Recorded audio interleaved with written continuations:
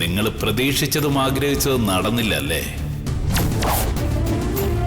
നടക്കില്ല. എന്റെ ഗായത്രി അമ്മയുടെ മകന്റെ ദേഹത്ത് ഒരു നുള്ളു മണ്ണ് വിടാൻ ഞാൻ ജീവിച്ചിരിക്കുമ്പോൾ സമ്മതിക്കില്ല. ഓർത്തോ പ്രഭാവതി.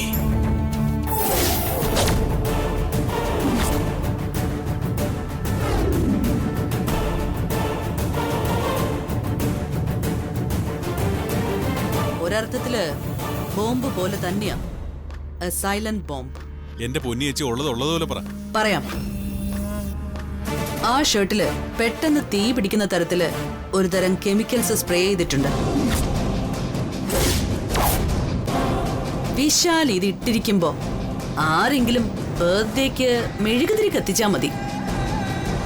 ആ നിമിഷം തന്നെ അവന്റെ ഷർട്ടില് തീ പടരും. ആ അഗ്നിയില് അവൻ വെന്ത് വെണ്ണീറാകും. അപ്പൊ ചുരുക്കി പറഞ്ഞ ഈ ബർത്ത്ഡേ അവന്റെ ഡെത്ത് ഡേ ആവുന്നു അല്ലേ?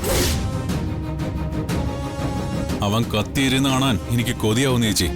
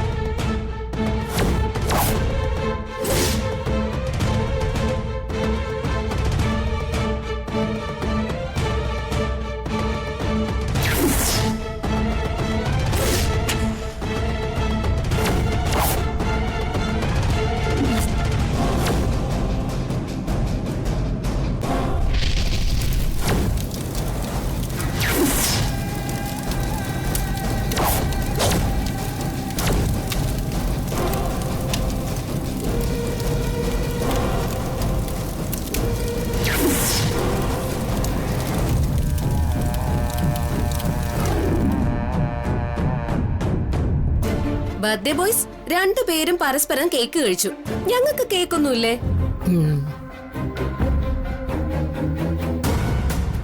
വാ ഗാർഗി, വന്ന് എല്ലാവർക്കും എടുത്തു കൊടുക്ക. വാ. എന്താ ബ്രോ, ഫസ്റ്റ് പാർവതിക്ക് കേക്ക് കൊടുക്ക്, പിന്നെ മതി ഞങ്ങൾക്കൊക്കെ.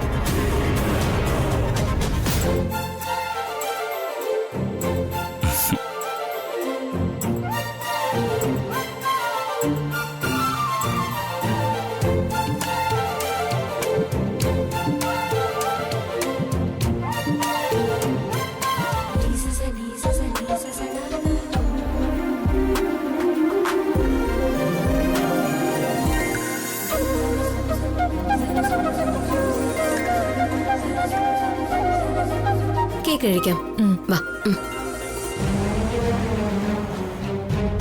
അങ്കിൾ, നിങ്ങളെന്താ മാറി നിൽക്കുന്നത്?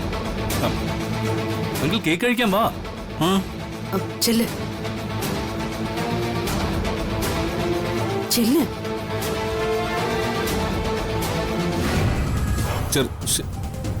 ചെറുത് ചെറുത് പിടിക്കേ.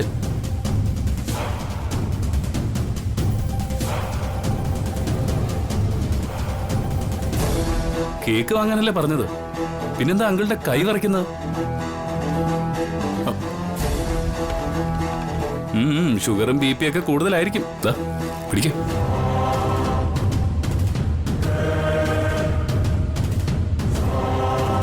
ആരാ പ്രതാപ സാറാണോ? എനിക്കും കൊടുക്കണം പ്രതാപൻ സാറിന് ഒരു പീസ് കേക്ക്. എന്തിന്?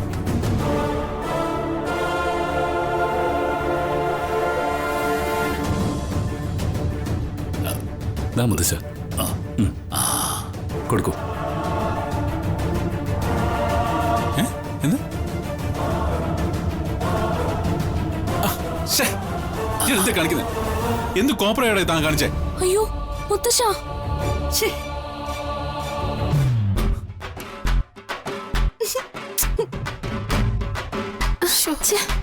അയ്യോ, കണ്ണ് കാണാത്തോണ്ട് പറ്റിപ്പോയതാ. ക്ഷമിക്കണം സാർ. വൃത്തിട്ടവൻ. അമ്മ വരൂ. ഇനി അമ്മ മാത്രമേ ഉള്ളൂ ബർത്ത്ഡേ കേക്ക് കഴിക്കാൻ ബാക്കി. വാ ചെല്ലിയേച്ചി, ചെന്നൊരു പീസ് കഴിക്ക്. സൂപ്പർ കേക്കാ. വേണ്ട വിശാൽ, എനിക്ക് കേക്ക് വേണ്ട. മധുരം കഴിച്ചാ ശരിയാവില്ല. പിന്നെ ഒറ്റ ഇരിപ്പിന് 5ഉം 10ഉം ജിലേബി തിന്നുന്ന ആളാ. കേക്ക് വേണ്ട പോലും. ഗമ കാണിക്കാതെ വന്ന് കഴിക്കാൻ നോക്കിയേച്ചി. കഴിക്കേച്ചി.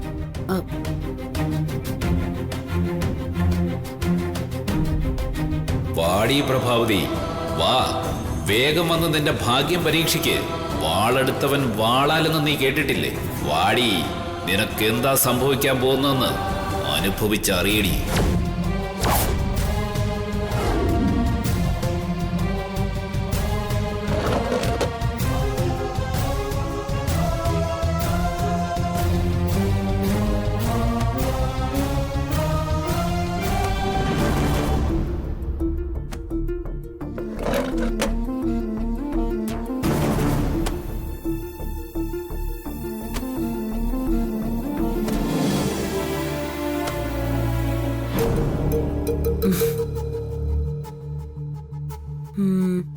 ഇതിലേത് സാരി ഉടുക്കണം? ആ, ഇതുടുക്കാം.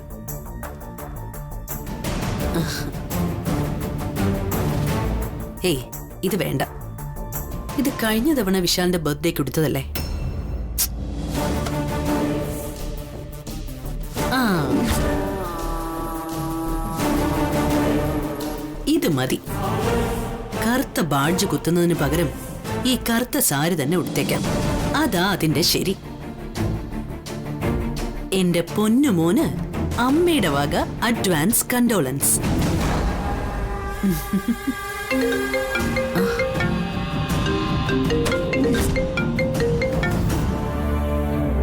ഹലോ, ആ വക്കീലേ. Hello hello. ഈ വക്കീലിനെ അങ്ങോട്ട് വിളിച്ചാ കിട്ടത്തുമില്ല, ഇങ്ങോട്ടാണെങ്കിൽ വിളിച്ച റേഞ്ചും ഇല്ല. ഹലോ ഹലോ ഹലോ ഹലോ, വക്കീലെ കേൾക്കാമോ? ഹലോ.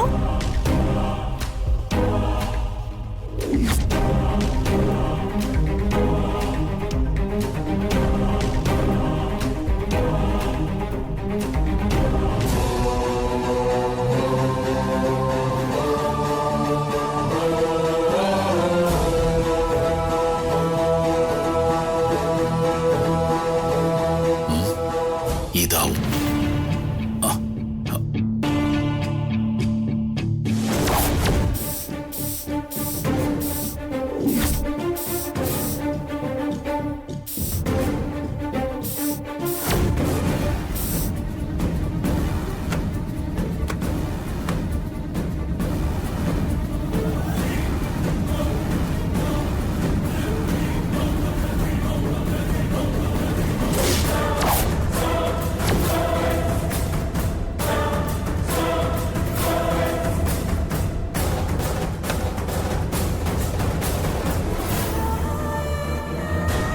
സാരി ഞാൻ എവിടെയല്ലല്ലോ വെച്ചിരുന്നേ. ഇതെങ്ങനെ താഴെ വന്നു?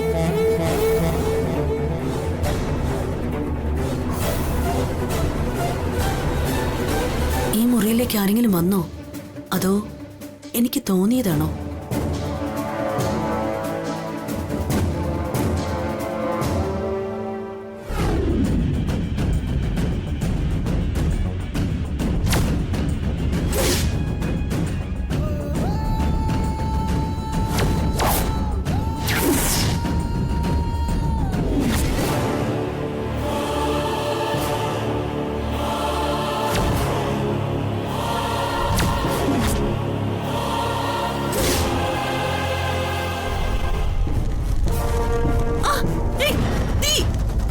അമ്മേ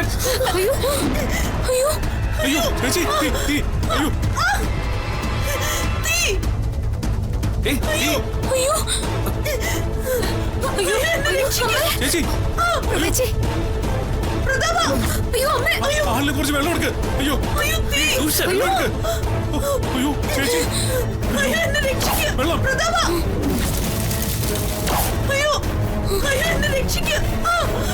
അമ്മേ അമ്മേ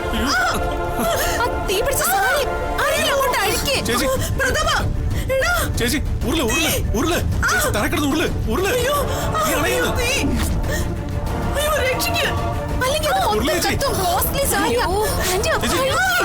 ഫയർ എക്സ്റ്റിംഗ്വിഷർ ഉണ്ട് ഇവിടെ. ആരെങ്കിലും കുറച്ച് വെള്ളം പോയി എടുത്തിട്ട് വാ. ചേച്ചി വേഗം വെള്ളം എടുത്തിട്ട് വാ. സൂക്ഷിച്ച് ഉരുള്. ചേച്ചി തറക്കിടന്ന് ഉരുള്. വെള്ളം കൊണ്ടുവാ. അയ്യോ അയ്യോ ചേച്ചി ഇപ്പൊ കത്തി ചാമ്പലാവൂയോ? ശാലേ എന്തെങ്കിലും ചെയ്യടാ. അയ്യോ അയ്യോ ചേച്ചി അയ്യോ വെള്ളം കൊണ്ടുവാ. വെള്ളം കൊണ്ടുവാ. അയ്യോ ചേച്ചി അയ്യോ ഒഴിക്ക്. വെള്ളം ഒഴിക്ക്.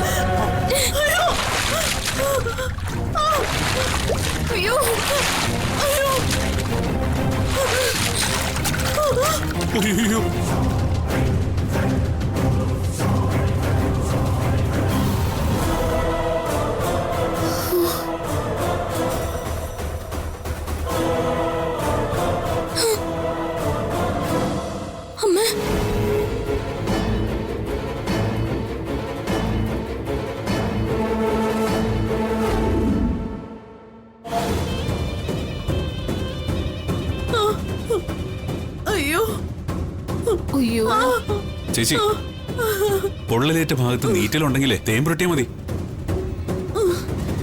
ഞാൻ പോയിട്ട് കുറച്ച് കാട്ടുതേൻ സംഘടിപ്പിച്ചോണ്ട് വരാം. വേണ്ട, നിനക്ക് ആ വഴി മുങ്ങനല്ലേ പ്രതാപ. നീ അവിടെ ഇരുന്ന് വീശിയാ മതി. അവന്റെ ഒരു കാട്ടുതേൻ വീശടാ.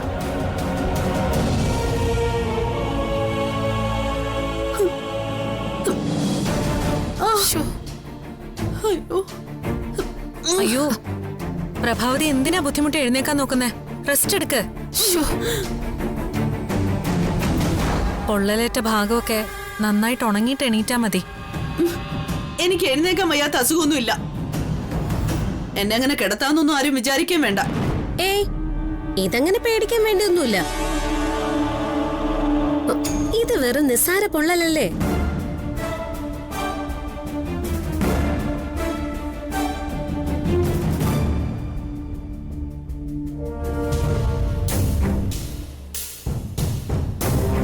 എങ്ങനെയുണ്ടമ്മേ? പെയിനുണ്ടോ? ഞാൻ ഡോക്ടറെ വിളിക്കണോ? ഡോക്ടറെ വിളിക്കാൻ മാത്രം ഒന്നുമില്ല ബ്രോ. പെയിൻ കില്ലറിലൊക്കെ തീരാനുള്ള പെയിൻ അല്ലേ ഉള്ളത്.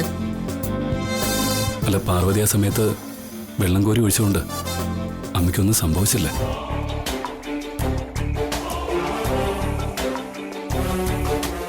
പൊള്ളലേറ്റാലേ വേദന മാറാൻ ഞങ്ങളുടെ ഗ്രാമത്തിലുണ്ടാക്കുന്ന ഒരുതരം പച്ചിലമരുന്ന് കൂട്ടുണ്ട്. ഞാനത് ഉണ്ടാക്കിക്കൊണ്ട് വരട്ടെ അമ്മ? എനിക്കൊരു പച്ചിലമരുന്നും വേണ്ട. ഇപ്പൊ ഈ ഇട്ടിരിക്കുന്ന ഓയിന്റ്മെന്റ് തന്നെ ധാരാളമാണ്. എല്ലാവരും കൂടി ചേർന്ന് എന്നെ ഒരു രോഗിയാക്കി കിടത്തി കളയാന്നൊന്നും വിചാരിക്കണ്ട. അല്ല, ഞാനൊരു സംശയം ചോദിച്ചോട്ടെ. വിശാൽ ബ്രോയുടെ ബർത്ത്ഡേ ഫംഗ്ഷനിൽ എങ്ങനെയാ അസാധാരണമായൊരു തീപിടുത്തം ഉണ്ടായത്?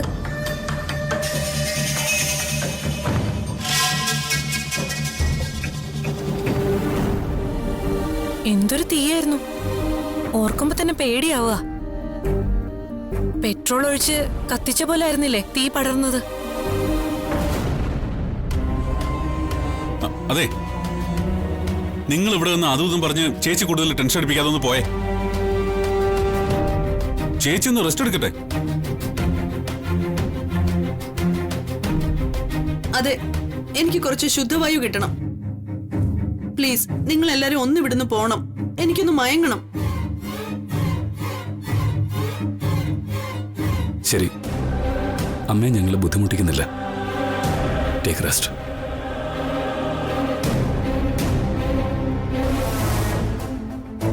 അമ്മയ്ക്ക് എന്തെങ്കിലും ആവശ്യമുണ്ടെങ്കിൽ വിളിച്ചാൽ മതി, ഞാൻ അപ്പുറത്തുണ്ടാവും. പോവാം.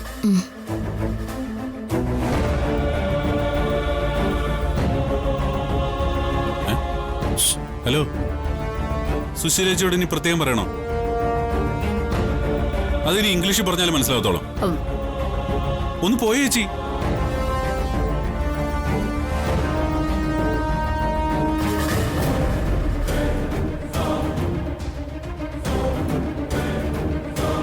ഇനി വീശണോ? വീശടാ അങ്ങോട്ട്.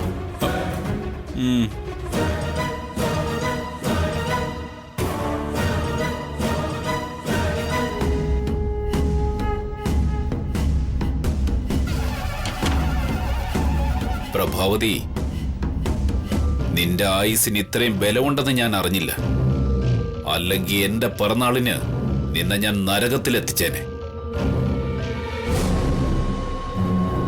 ആ പാർവതി നിന്റെ ദേഹത്ത് വെള്ളം കോരി ഒഴിച്ചില്ലായിരുന്നെങ്കിൽ ഇന്ന് നിന്റെ ഫോട്ടോയിൽ പൂമാലയിട്ട് ഞാൻ ആഘോഷിച്ചേനെ. പ്രഭാവതി, ചെയ്യാത്ത കുറ്റത്തിനാ ഞാൻ ജയിലിൽ പോയത്.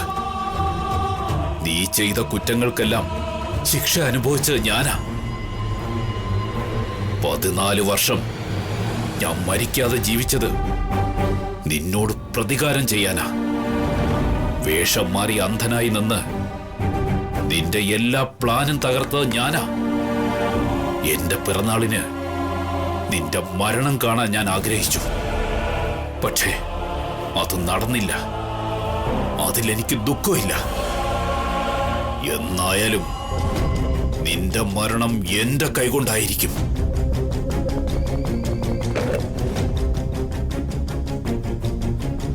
പ്രഭാവതി, നിന്നെ ആര് രക്ഷിക്കാൻ നോക്കിയാലും എന്റെ കയ്യിൽ നിന്ന് നീ രക്ഷപ്പെടില്ല. ഇനി നിന്റെ പിന്നാലെ എപ്പോഴും ഒരു നിഴൽ പോലെ ഞാനുണ്ടാവും. തൂണിലും തുരുമ്പിലും ഞാനുണ്ടാവും. നിന്റെ കാലനാടി ഞാൻ. ഈ ശേഖർ, നീ നരകത്തിലേക്ക് പോവാൻ ഇനി അധികം നാളുകളില്ല. ഓർത്തോ?